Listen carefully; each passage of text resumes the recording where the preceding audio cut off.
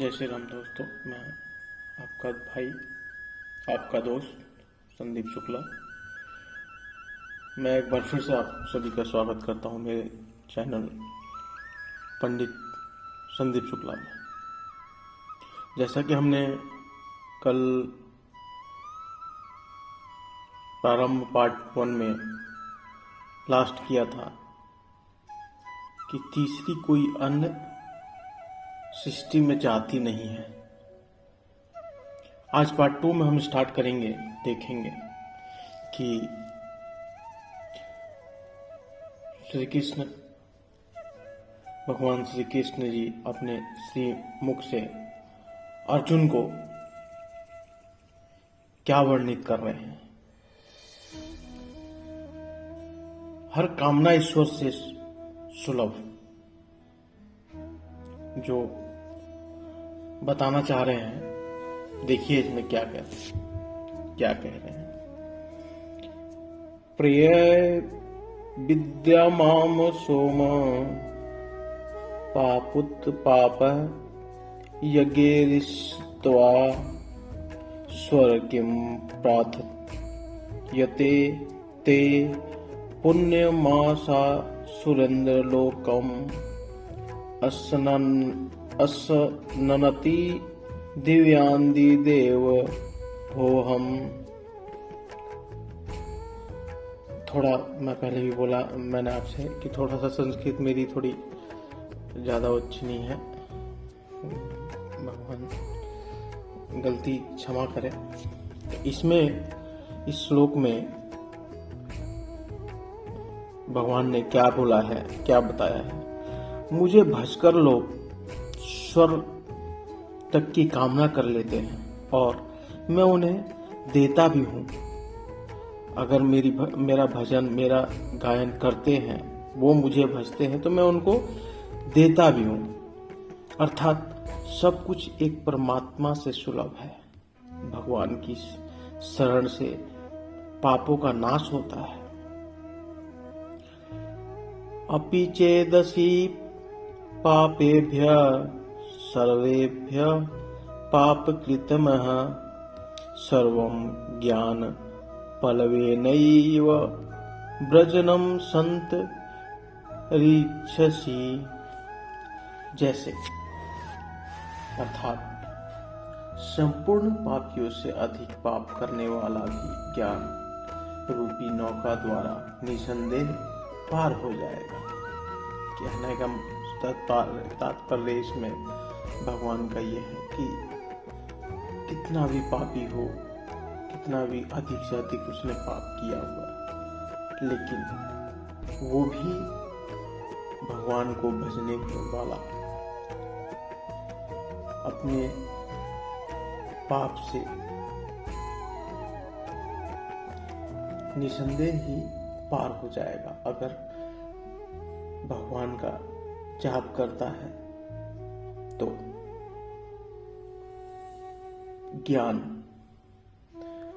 अध्यायतम ज्ञान नित्यम तत्व ज्ञानार्थ दर्शनम एतज ज्ञानमिति ज्ञान प्रोक्तम अज्ञानम।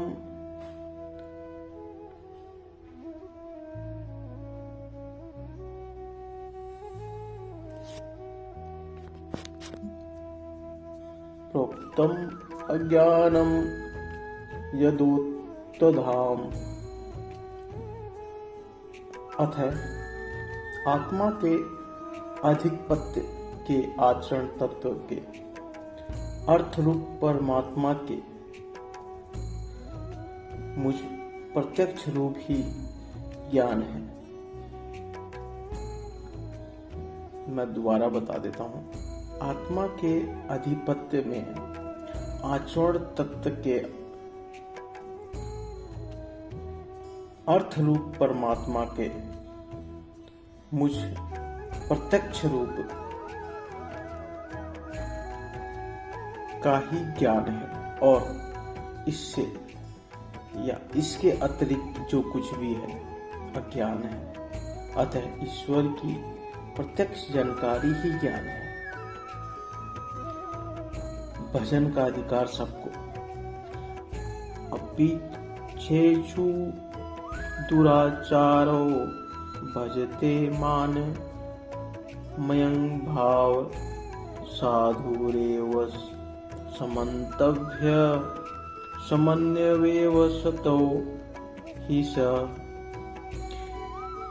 क्षिप्रं भवति धर्मात्मा शश्वत छादन्ति निरक्षति तौन्ते अप्रतिदामी नवे भक्त प्रणयस्यते।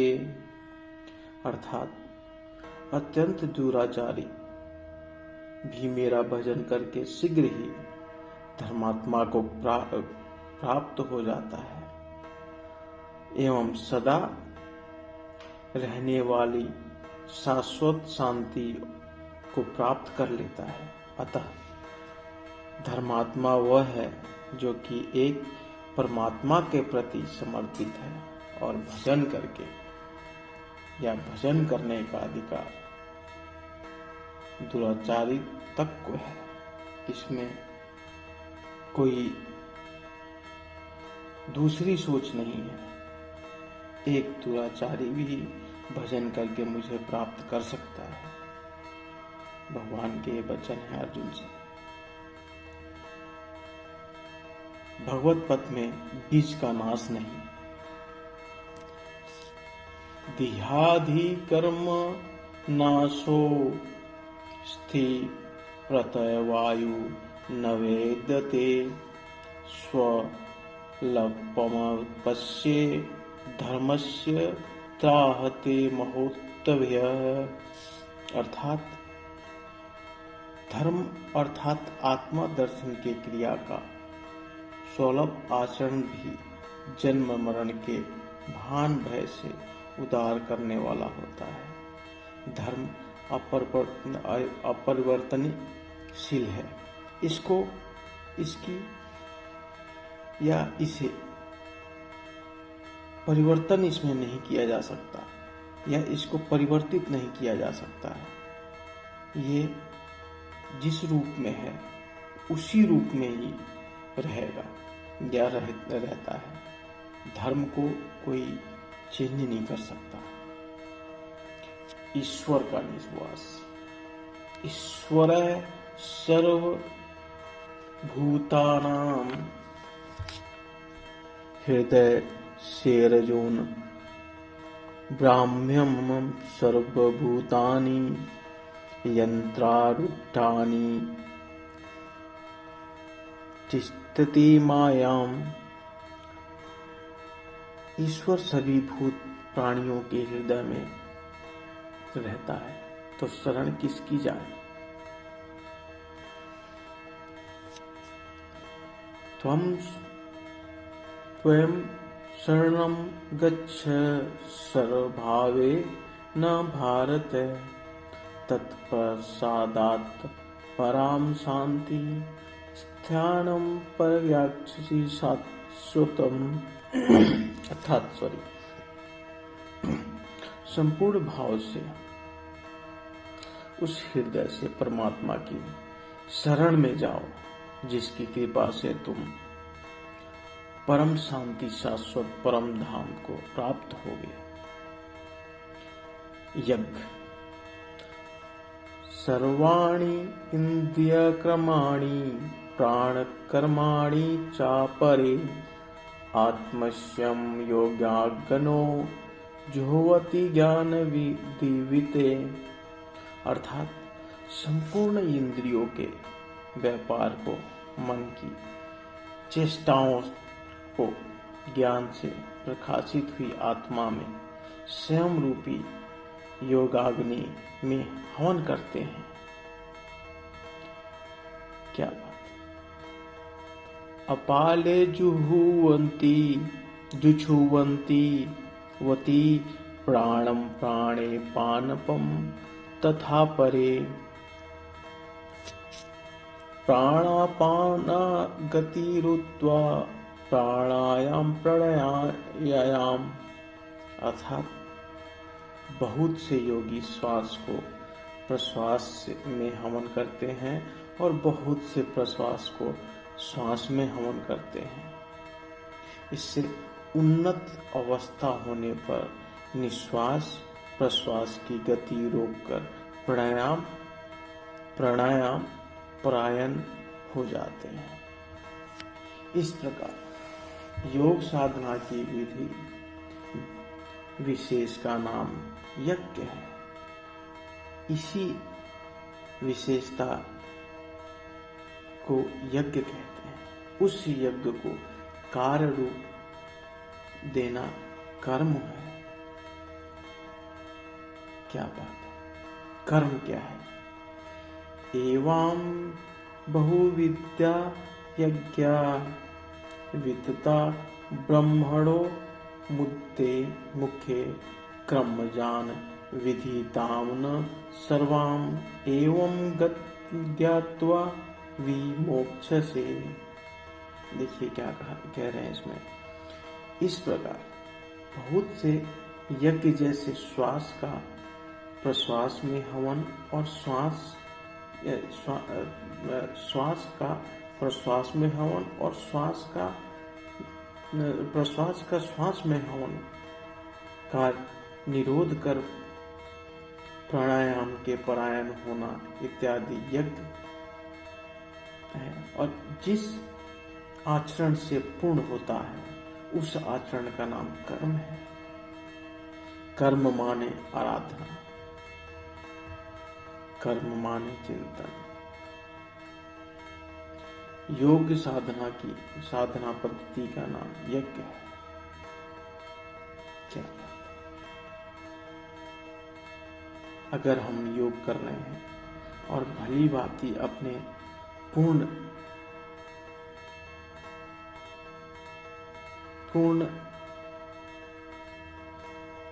दिमाग को एकत्रित करके अपने मन को एकाग्र करके कर रहे हैं तो उसका अर्थ यह है कि हम एक यज्ञ करवाने का फल ले रहे हैं। विकर्म क्या है? विकर्म का अर्थ विकल्प शून्य कर्म है। प्राप्ति के पश्चात महापुरुषों के कर्म विकल्प शून्य होते हैं। आत्मस्थिति, आत्मतृप्त, आत्म काम महापुरुषों को ना तो कर्म करने से कोई लाभ है और ना छोड़ने से कोई हानि। फिर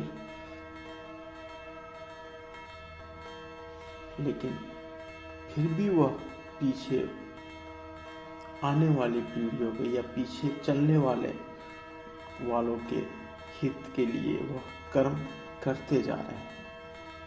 ऐसा कर्म विकल्प शून्य है, विशुद्ध है और यही कर्म विकर्म कहलाता है। यज्ञ करने का अधिकार भगवान श्री कृष्ण क्या कहते हैं? यज्ञ करने के अधिकार में यज्ञशिस्तामृत भुजोयन्ति ब्रह्म सनातनम नायं लोकस्तस्य यज्ञ पुतोन्य कुरु सत्यमा। अर्थात थोड़ा सा संस्कृत में दिक्कत है, मैं बार बार बता रहा हूँ, थोड़ा हे भगवान गलती का माफ कीजिएगा। यज्ञ न करने वालों को या यज्ञ न करने वालों के द्वारा मनुष्य शरीर भी नहीं मिलती। जो यज्ञ नहीं करता, जो पूजा पाठ नहीं करता, उनको दोबारा मनुष्य शरीर भी नहीं मिलता है। अर्थात यज्ञ करने वाले का अधिकार उन सबको है जिसको मनुष्य शरीर प्राप्त है। ईश्वर को देखा जा सकता है। भक्त यात्वा अन्य शाकय अधमेवं विधोर्जुन ज्ञातुं दृष्टुं च तवेन दृष्टुं च तत्वेन प्रवेष्टुं त परम तपः। मैं इसको दोबारा पढ़ता हूँ। भक्त यात्वा अन्य शक्य अधमेवं विधोर्जन ज्ञातुं दृष्टुं तत्वेन प्रवेष्टुं च परम तपः। अन्यथा अनन्य भक्ति के द्वारा मैं प्रत्यक्ष देखने जानने का तथा प्रवेश करने के लिए भी सुलभ हूँ। आश्चर्यवर्त पश्यकति देनम आश्चर्यवदति तथैव चयम् आश्चर्यवर्त चैव नमस्यरोति श्रुत्वा पीयनम वेदनम। अर्थात इस अविनाशी आत्मा में कोई विरला ही आश्चर्य की तरह देखता है, आश्चर्य की तरह उपदेश करता है, और कोई भी ही आश्चर्य की तरह सुनता है। अर्थात यह प्रत्यक्ष दर्शन है। आत्मा ही सत्य है और सनातन है। अक्षेदयो यम दायोयम अक्लेदयो शोषम येव च नित्य सर्वगत स्थानु अचलोयम सनातन। यह आत्मा सर्वव्यापक अचल स्थिर रहने वाला सनातन है। आत्मा ही सत्य है, विधाता और उससे उत्पन्न सृष्टि नश्वर है। अब ब्रह्मा भुवन लोका पुनर्वृत्ति न अर्जुन मामुपेत्य तु कोनत्य पुनर्जन्म न विद्यते। अर्थात ब्रह्मा और उनसे निर्मित सृष्टि, देवता व दानव दुखों की खान में क्षणभंगुर और नश्वर है, किंतु मेरा भक्त कभी नष्ट नहीं होता है। भजन एक परमात्मा का करना चाहिए, क्योंकि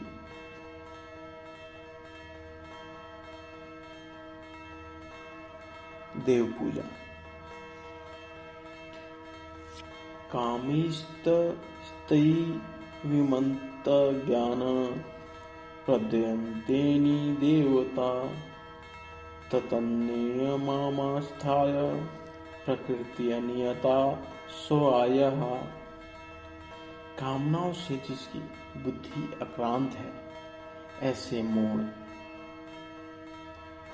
बुद्धि ही परमात्मा के अतिरिक्त अन्य देव देवताओं की पूजा करते हैं।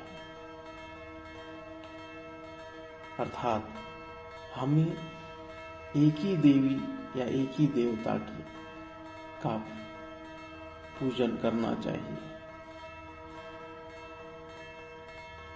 नैपुण्य देवता भक्ता यजन्ते श्रद्धा यवन्तिता तेपि मामेय कौन्तेय यजन्ते विधि पूर्वकम। देवताओं को पूजने वाला मेरी ही पूजा करता है, किंतु वह पूजन अविधि पूर्वक है, इसलिए वह नष्ट हो जाता है, इसलिए उसका फल प्राप्त नहीं होता उसको। इसलिए जो भी पूजन करना है उसको बहुत ही विधि पूर्वक करना है, बहुत सात्विक विचार में करना है, ताकि उस पूजन का फल प्राप्त हो सके। यज्ञन्ते सात्विका देवां यक्षरक्षकावशिराजता प्रेतान् भूता गणानास्यं यजन्ते तावसृजना। अर्जुन, शास्त्र विधि को त्याग के भजने वाले सात्विक श्रद्धा वाले देवताओं को राजस पुरुष यक्ष राक्षसों को और तामस पुरुष भूत प्रेतों को पूजते हैं।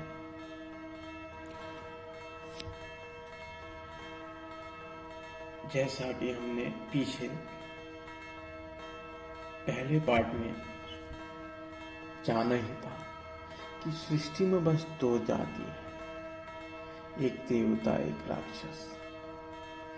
तो यहाँ पे लास्ट उसमें जैसा कि भगवान श्री कृष्ण जी ने अर्जुन को वर्णित करते हुए कहा है कि अर्जुन, शास्त्र विधि को त्याग के बचने वाले, शास्त्र विधि को जैसा कि शास्त्र में पूजन विधि स्मरण विधि लिखा हुआ है उसको त्याग के भजन करने वाले या त्याग के पूजन करने वाले